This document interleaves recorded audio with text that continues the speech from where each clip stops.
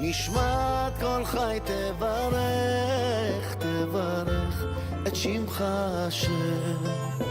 נשמת כל חי תברך, תברך את שמך השם. מי ומי בעדך אין לנו מלך ומלך. Shalom Ouvracha, Parashat Vayechi cette semaine, celle qui vient conclure le grand Sefer Bereshit, celui qu'on surnomme Sefer Hayashar, puisqu'il fait référence aux Yesharim, nos Avot, Sifran Shel Avot, comme ça le surnomme le Ramban. Alors ce sont ceux qui nous ont montré la Yashrut, la droiture, la droitesse. Et donc, les Avot, c'est ceux qui vont nous suivre. Ça me rappelle chaque année lorsqu'on arrive à Parashat Vayechi, ça ressemble à un petit enfant qui arrive le premier jour au Cheder, au Talmud Torah, ou bien une petite fille qui rentre le premier jour au Gan. Et donc ses parents l'accompagnent, et donc arrivé à la limite, l'enfant finit par rentrer par lui-même, mais il se retourne de temps en temps pour voir est-ce que les parents lui accordent encore par le regard toute leur confiance ou pas. Et donc nous aussi, c'est exactement cela, Rabotai. Ça fait plusieurs semaines qu'on travaille avec nos avot qui nous ont transmis combien et combien de Torah, de Midot, la Avodat Amidot qui est le principal bien sûr dans cette Torah. Et donc on se retourne vers les avot, est-ce que vous allez nous accompagner pour le reste des 4 Sfarim de la Torah? Et bien sûr qu'ils vont nous accompagner, ça dépend de nous, c'est-à-dire qu'on se doit justement de jouer notre rôle qui est le travail au quotidien au niveau des Midot. Comme on l'a étudié, on voit que le Sefer Bereshit ne compte dans tout le Sefer que de 3 mitzvot. C'est à partir du Sefer Shemot que là on va rentrer, on va s'appeler Ben Israël et qu'on va recevoir la Torah et qu'on pourra appliquer les mitzvot. Mais avant de pouvoir appliquer les mitzvot, il faut avant tout s'appeler Adam. Et pour pouvoir s'appeler Adam, on se doit justement de se construire au niveau des midot. C'est ce que le Sefer Bereshit justement nous a accordé. C'est justement ce beau travail qui nous concerne à tous. Et comme on le sait aussi, alors Adam Arishon, qui a été bien sûr créé par nul autre que Akadosh Baruch Hu lui-même, un être qui est des plus parfaits, un être qui avait tout en lui. On a vu que Adam Arishon a fini par fauter. Il a désobéi à la voix d'Hachem. Et donc on pourrait s'imaginer que ça sera très difficile pour qui que ce soit de faire mieux que Adam Arishon. Mais on voit que le Sefer Bereshit se termine justement par un de nos avot. En tout cas, il a fini par s'appeler un de nos avot, c'est Yosef Hatzadik, où on voit que Yosef Hatzadik, avec toutes les difficultés, il est arrivé justement à surmonter le tout et il est arrivé quelque part pour justement un clin d'œil que Hachem nous fait. Ne vous en faites pas, ne faites jamais Yehush, il n'y a pas de désespoir. Même celui qui aurait pu fauter, il a la chance justement de se rattraper, de corriger. Et de la même façon, Yosef Hatzadik nous a montré justement la route et lui est arrivé. Donc nous aussi, Bezrat Hashem, on y arrivera, Bezrat Hashem. Dans tous les cas, la paracha commence par Vayechi Yaakov Be'eretz Mitzrayim. Comme on le sait, il y a une allusion dans le Vayechi, puisque la valeur numérique de Vayechi équivaut à 34, qui reviennent aux 34 années où Yaakov, réellement Vayechi, il a vécu. Pourquoi les 17 premières années, lorsque il était avec Yosef, donc au début de la vie de Yosef, et ensuite les 17 dernières années, lorsqu'il s'est retrouvé avec Yosef en Égypte. Et Chachami nous enseigne que tout celui qui va faire un chesed qui est complètement désintéressé, un chesed qui est gratuit, Akadosh Baruch Hu le conserve et lui accorde justement à un moment où il en aura le plus besoin. Et même s'il s'agit d'un père envers son fils, Yaakov Avinu, il a tout donné à Yosef pendant les 17 premières années de sa vie. À la fin, alors c'est Yosef qui s'est retrouvé à devoir donner à son père tout ce que son père avait besoin à ce moment-là. Justement pour nous enseigner que Akadosh Baruch Hu, il garde ce chesed, puisque le chesed, c'est la chose qui devrait nous concerner le plus. On voit aussi que cette paracha, Rashi nous dit qu'elle est stouma, elle est fermée. Toutes les parachiotes de manière générale, alors entre les parachiotes, il y a au moins une ligne de vide, justement, qui fait espace entre les parachiotes. Celui qui a lu la paracha cette semaine, lundi ou jeudi, il a pu remarquer que la paracha, justement, de Vaïchi, elle est complètement collée à celle de Vaïgash de la semaine dernière. Elle est complètement fermée. Et Rashi nous donne deux explications. La première, les filles chez Kevan, chez Niftar, Yaakov Avinu. Puisque Yaakov Avinu, il sera Niftar dans cette paracha, Nistemu Enehem Velibam Shel Israël Mitzarat Hashiambud. Alors, les yeux et les cœurs des Béné Israël, justement, eux aussi, ils vont se fermer. Et Rabotai, j'ai vu une énorme question cette année, lorsque finalement Yaakov Avinu est Niftar, alors bien sûr, tous les frères, toute la famille, ils ont accompagné le corps à Meharat HaMarpela où il a été enterré, et ensuite, ils sont tous redescendus en Égypte. La question est énorme. Une fois qu'on a enterré Yaakov Avinu et qu'il n'y avait plus de famine, il n'y avait plus non plus de raison de redescendre en Égypte. Vous auriez dû rester en Eretz Kenaan. Votre mission était terminée. Il fallait descendre en Égypte. Pourquoi? Parce qu'il y avait la famine. Mais une fois que la famine a disparu, alors vous auriez pu rester en Eretz Kenaan. Comment se fait-il que les Béné Israël, alors, ils soient redescendus en Égypte? Sur cela, j'ai vu un Rav, le Mahagalé Tzedek, il dit justement que Akadosh Baruch Hu, c'est lui qui gère son monde. Et très souvent, lorsque on se retrouve justement dans des situations où nous, on appelle ça les ténèbres, où on ne voit plus, où on ne comprend pas pourquoi est-ce qu'on a fait tel et tel choix dans la vie, alors on finit par justement accuser l'un, accuser l'autre ou s'accuser soi-même. Sur cela, on doit se rappeler à l'ordre et se dire que Pe'amim Rabot, très souvent, Akadosh Baruch Hu soger lanu et ha'enaim. Akadosh Baruch Hu, c'est lui-même qui nous ferme les yeux, bishvil sheitkayem retzono itbarach, justement pour que sa volonté, elle se réalise, shehu hatov beyoter lenishmatenu, parce que lui, c'est le bien par excellence, justement pour notre neshama. Et donc, inutile, Rabotai, de continuellement se poser les questions, mais pourquoi j'ai fait tel et tel choix, pourquoi comme ça, et pourquoi je me suis marié avec celle-là. En fin de compte, Hachem, il avait son plan, et c'est le plan d'Hachem que, justement, qu'on se doit de vivre, et c'est uniquement si on accepte cela qu'on acceptera tout ce qui se passe dans notre vie, parce que notre vie, justement, elle est gérée par Akadosh Baruch Hu. Il n'y a pas de ténèbres sur terre, si ce n'est que c'est Hachem qui, justement, alors nous met dans telle et telle route. Rabotai, première question, lorsque Yaakov Avinu, il retrouve son fils Yosef, il aurait dû prendre Yosef et lui poser la question des questions, qui est Yosef, qu'est-ce qui s'est passé avec toi?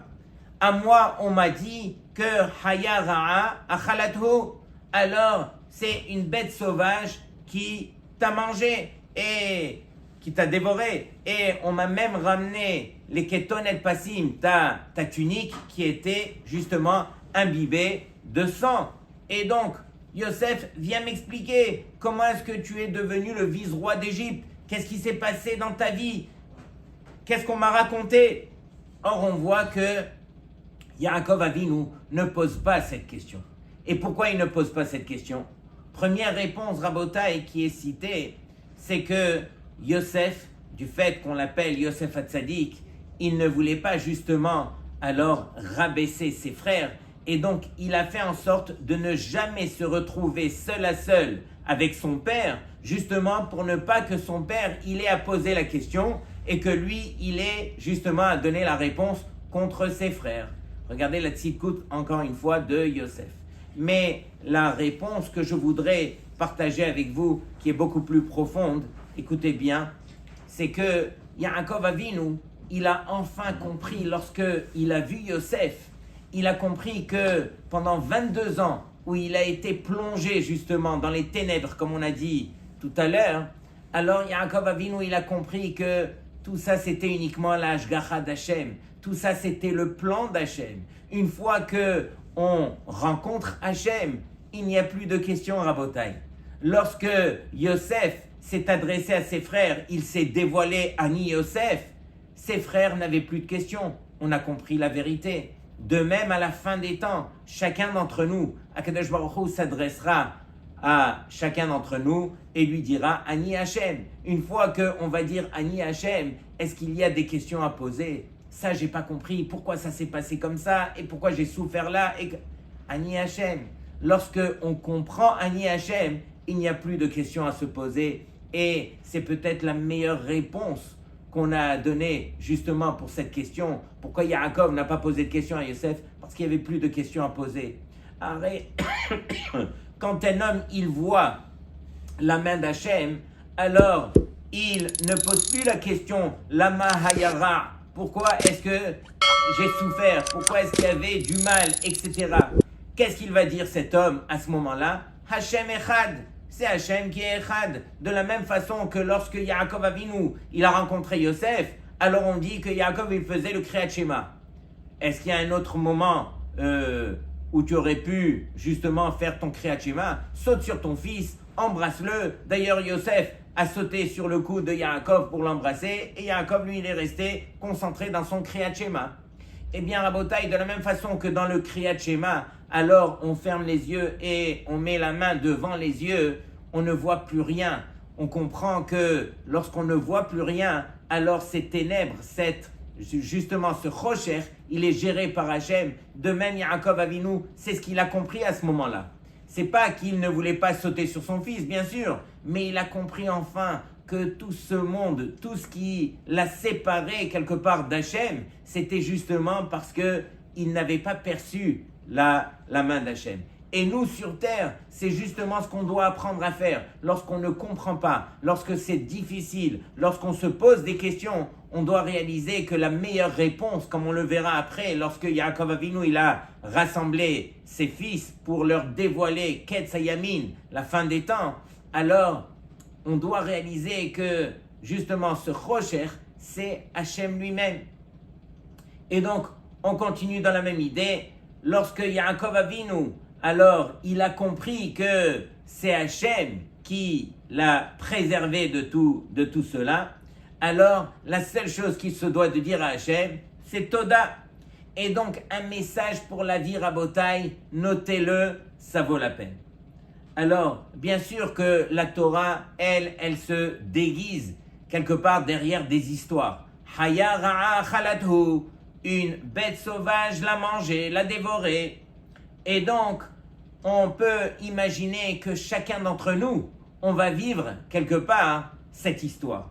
Chacun d'entre nous, on peut se dire, mais pourquoi dans telle et telle situation, alors j'ai vécu, c'était très difficile, telle épreuve, telle maladie, l'oralenu, etc.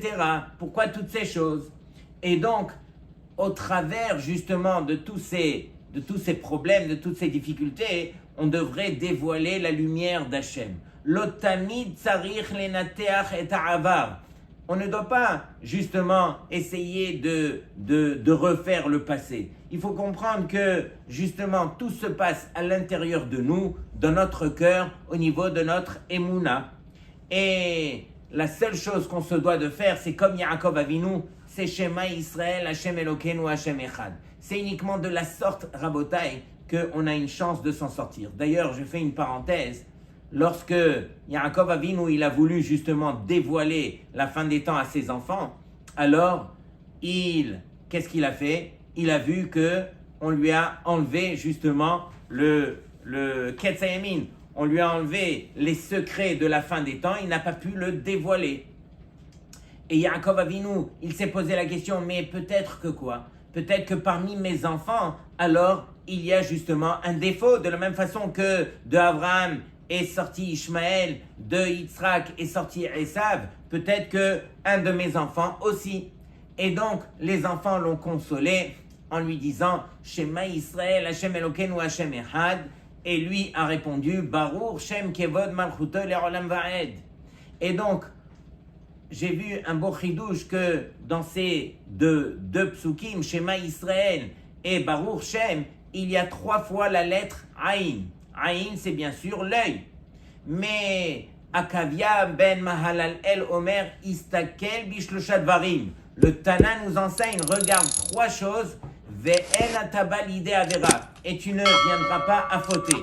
Quelles sont les 3 choses? Da me'ain bata, sache d'où tu viens, ou les anata oler, et où tu t'en vas, velifne mi ati ataati litendin le heshbon, et devant qui tu devras rendre des comptes.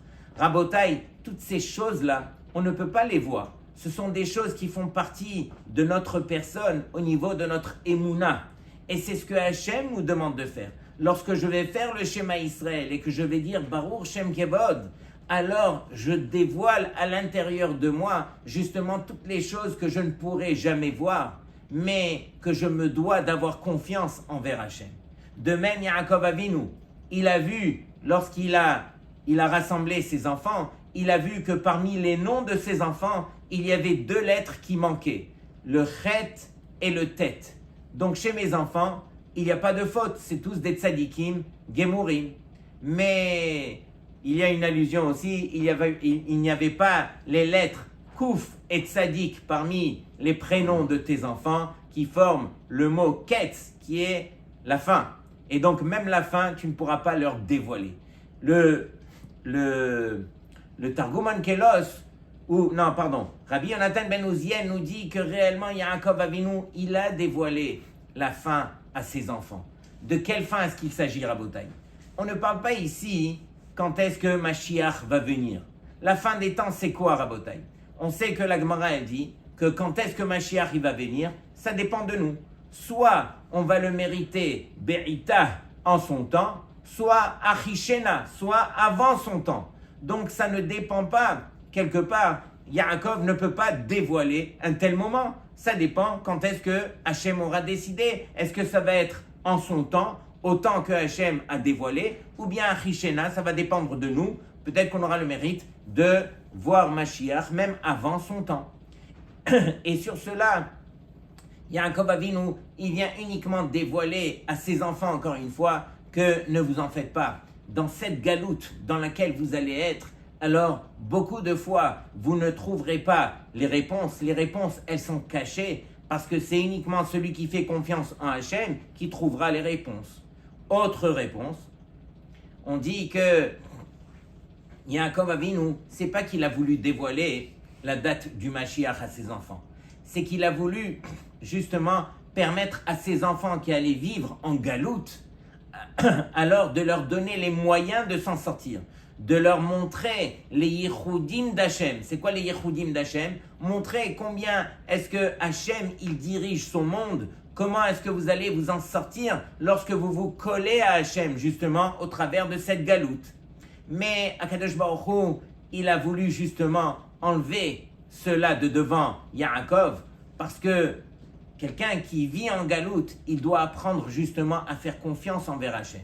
On ne doit pas justement être pris par la main, avoir toutes les solutions et pouvoir s'en sortir. Akadosh Baruch Hu, il demande au contraire, montre au travers de ton travail, au travers de ta émouna, combien tu me fais confiance. C'est uniquement de la sorte qu'on pourra s'en sortir. Rabotai, on arrive justement aux brachot, puisque on attend tellement des brachot dans notre vie. Lorsque Yaakov Avinu, il appelle son fils Yosef, c'est pas qu'il appelle son fils, c'est qu'on vient dire à Yosef que Yaakov, il est très malade. Alors bien sûr, Yaakov Avinu, il lui dévoile, Ve'ata, et maintenant, Shene banecha hanoladim lecha be'eretz Misraim, tes 2 garçons qui sont nés en Égypte, alors Ephraim et Menaché, Kirouven ve Shimon yehiuli, ils auront le statut de Réhouven et de Shimon. Ils auront justement une part, comme s'ils étaient des tribus eux-mêmes. Et donc, Yosef, il entend cela, il voit que de lui sortira 2 tribus, Ephraim et Menaché.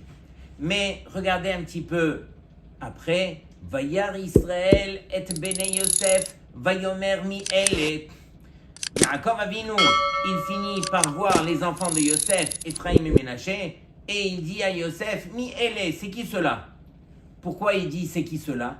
Rashi nous dit, parce que Hem lo re'uyim, ils ne sont pas aptes à recevoir la bracha, vont sortir d'eux aussi, malheureusement, des Rechaim qui vont faire Avodah Zara. Bien sûr qu'il y aura des tzadikim, mais il y aura aussi de la Avodah Zara, et donc Yaakov, il veut dire quelque part à Yosef, je ne peux pas les bénir. Sur cela, Yosef, il revient à la charge. Vayomer Yosef el Aviv.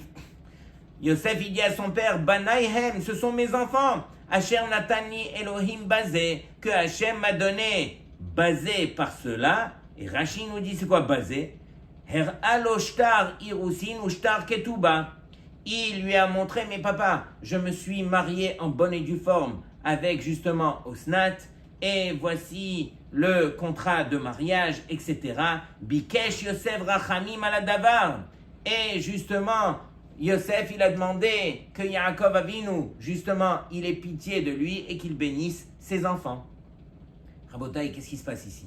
Yaakov Avinu, il a annoncé à Yosef que Ephraim et Ménaché, Kirouven et Shimon, ils auront le statut d'une tribu à part entière. Et dès que Yaakov les voit, il dit, mais c'est qui ceux-là? Ils sont plus aptes.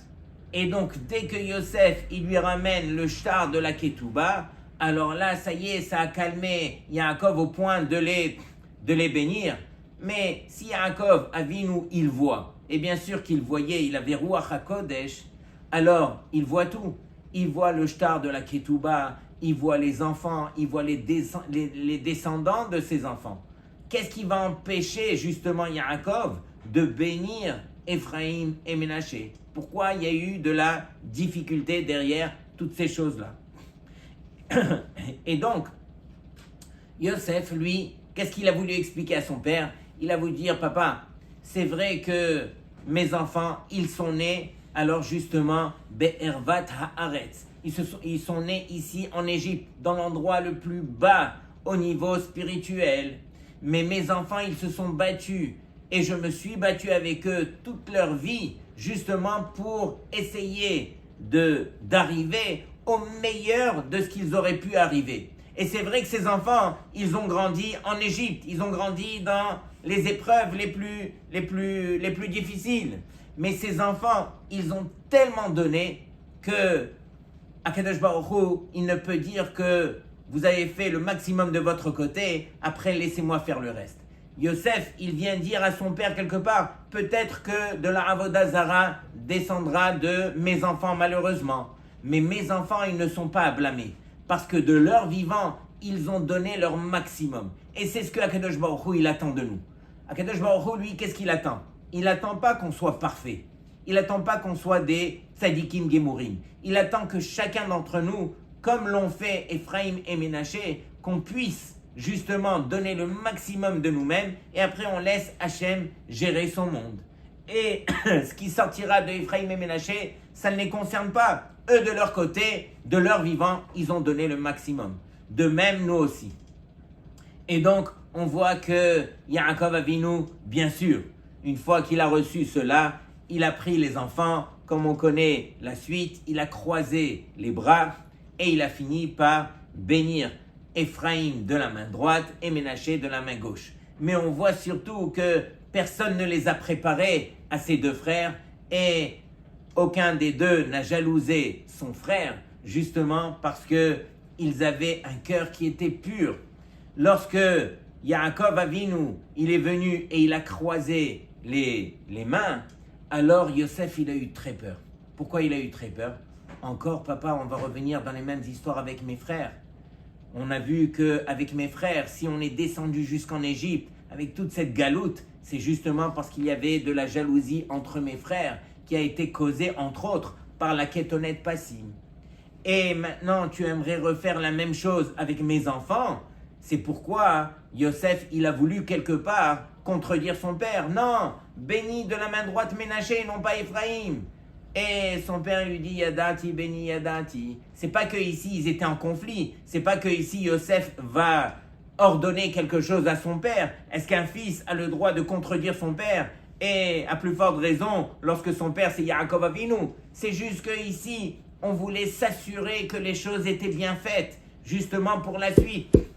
J'ai vu aussi que Yaakov Avinu, 4 fois, alors il a fait la différence entre Yosef et le reste de ses enfants. La première fois, comme on a dit ici, lorsque il a justement croisé les mains, alors quelque part, il a donné un peu plus d'importance à Ephraïm qu'à Ménaché. Donc, quelque part, il a fait un acte qui pourrait provoquer de la jalousie. Au début, bien sûr, c'était avec la Ketonet Passim. Il a donné la tunique à Yosef en plus de ses frères. Troisième endroit, on voit que Yaakov Avinu, alors, lorsqu'il s'est présenté devant Esav, alors il les a mis les uns après les autres. Qui est-ce qu'il a mis à la fin? Il a mis Yosef tout en dernier. Aharon, Aharon, Haviv, aux yeux du reste de tes enfants, il y aura de la jalousie, Yaakov. Quatrième endroit, on voit dans cette paracha, Natati lecha shechem achad. Je t'ai donné un shechem en plus de tes frères. 2 explications. Soit je t'ai donné la ville de Shechem, soit je t'ai donné une part dans l'héritage en plus à toi, Yosef, sur tes frères. Or, lorsque la Gemara de Shabbat, elle vient reprocher à Yaakov Avinu, justement d'avoir créé de la jalousie, elle ne ramène que l'histoire de la tunique. Qu'est-ce qu'elle dit, la Gemara dans Shabbat? Elle dit pour quelques sous, alors où Yaakov Avinu, il a fait la différence entre Yosef et le reste de ses enfants, alors Yardou avotenu les Mitzraïm. À cause de cela, à cause de cette jalousie, à cause de cette différence, alors sont descendus nos avot en Égypte. Et donc, Rabotai, pourquoi est-ce qu'on n'a pas fait référence aux 3 autres endroits où Yaakov Avinu, justement, il a suscité la jalousie? Eh bien, Rabotai, aussitôt que Yosef Hatzadik, il avait surmonté son épreuve, qui était la jalousie, c'est-à-dire lorsque les frères le jalousaient, il le vivait mal, Yosef. Mais une fois qu'il est descendu en Égypte, une fois qu'il a compris, une fois qu'il s'est travaillé, une fois qu'il a surmonté l'épreuve, alors il n'y avait plus justement de jalousie entre lui et ses frères. Yaakov, à partir de ce moment-là, il aurait pu donner beaucoup plus à Yosef. Personne n'aurait été jaloux. Pourquoi? Parce que Yosef lui-même avait surmonté son épreuve. Lorsqu'un homme sur terre, il surmonte l'épreuve, Akadosh Baruch Hu, justement, alors il lui efface l'épreuve de devant lui. Et donc, Rabotai, une des choses aussi, c'est que on bénit nos enfants qu'Ephraïm vechi Ménaché. Ephraïm et Ménaché, c'est le couple parfait quelque part, où ils ne se sont pas jalousés comme on a dit, mais un représente la Torah qui était pure, et l'autre représente aussi les valeurs de ce monde-ci. Mais bien sûr que Ménaché représentait les valeurs de ce monde-ci parce qu'il était lui aussi plongé dans sa Torah. Mais il faisait la part des choses où justement il pouvait aussi s'occuper des valeurs de ce monde-ci. Bien sûr qu'a priori, on aurait voulu voir nos enfants grandir comme Ephraïm, mais si on voit que nos enfants, ils optent pour le chemin de Ménaché, on sera là pour les bénir comme Ménaché exactement. On raconte une fois au nom d'un Dayan qui habite à Beit Vagan à Yerushalayim, le Rav Atiyas.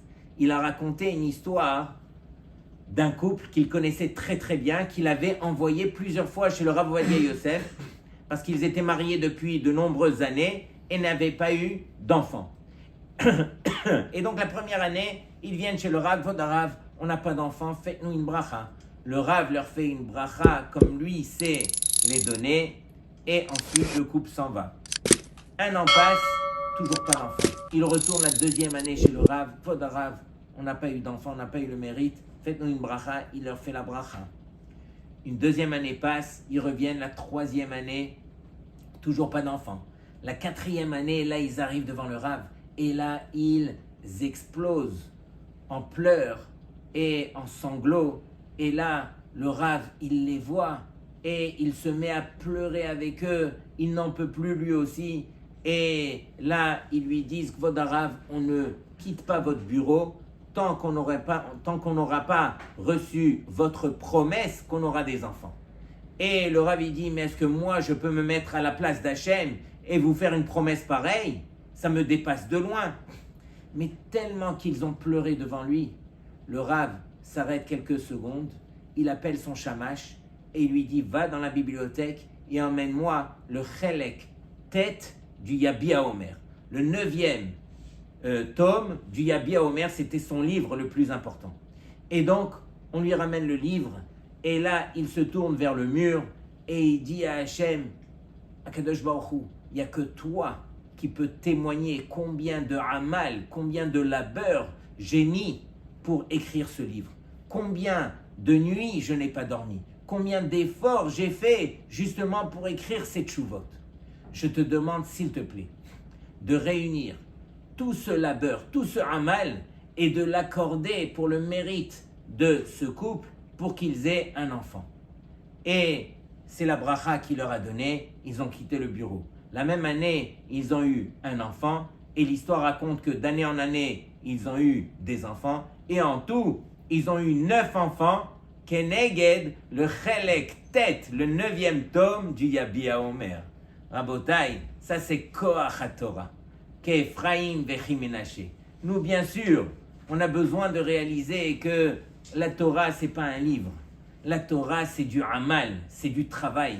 Comme on a dit, le Sefer de Bereshit, il vient nous enseigner combien et combien de Torah au niveau des midot, au niveau de notre comportement. Une fois qu'on va s'appeler Adam, là on pourra passer au Sefer Shemot, le Sefer de la Galoute et de la Géoula, pour devenir un Ben Israël qui pourra accomplir les mitzvot. Et Rabotai, cette semaine, comme on le sait, alors c'était le Ta'anit de Asara B'Tevet, et on n'a pas le droit de se détourner de ce qu'on vit. Lorsque on apprend la leçon, cette leçon, elle doit justement nous pourchasser. On sait que la brèche, le Asara B'Tevet, c'était à cause de Sinat Rinam, cette haine gratuite. Est-ce que vous pouvez imaginer quelqu'un qui va haïr son prochain gratuitement? Celui-là, je ne le connais pas, je ne vais pas l'haïr. Qui est-ce qu'on haït? On haït quelqu'un qu'on connaît et qui nous a fait du mal. Et même dans cette situation, on n'aura pas le droit de le haïr. Ah, il m'a fait du mal. Akadosh Baruch Hu, il dit que celui qui t'a fait du mal et que tu vas le haïr, ça s'appelle de la haine gratuite. Est-ce qu'on a le droit de haïr quelqu'un qui t'a fait du mal? C'est Hachem qui envoie ce quelqu'un pour te faire du mal. Et Hachem, on n'a pas de questions à lui poser. Aré, Akadosh Baruch Hu, c'est lui qui pose les questions.